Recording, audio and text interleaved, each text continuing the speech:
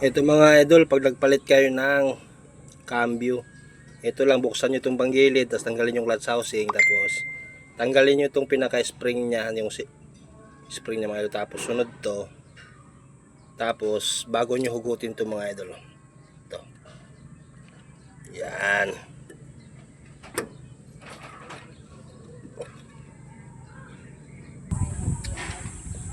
Ayan mga idol, ito na yung bago, tapos ito yung luma mga idol, lost thread na yung dulo papalit ng bago mga idol.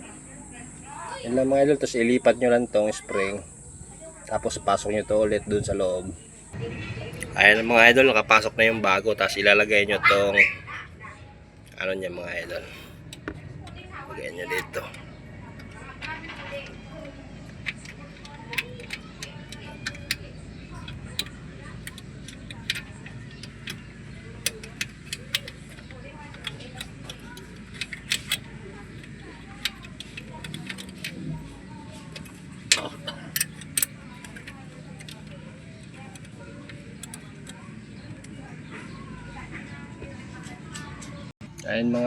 Ayan mga idol, magkaiba siya, ang kaibahan ng ano, ito papasok yung sa stock ng mga idol.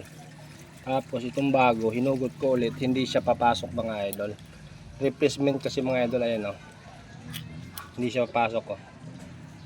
Dahil ito ang problema mga idol oh. Itong ano niya, welding niya, buo siya mga idol, binuo yung welding kaya hindi makakahiga ito ng mabuti. Tingnan mo yung original mga idol oh.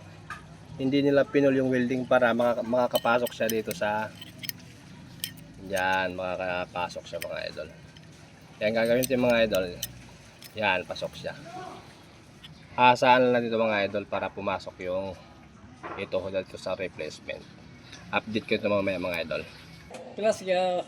Ayun mga idol, naipasok ko na yung dati kaysa dito sa bago.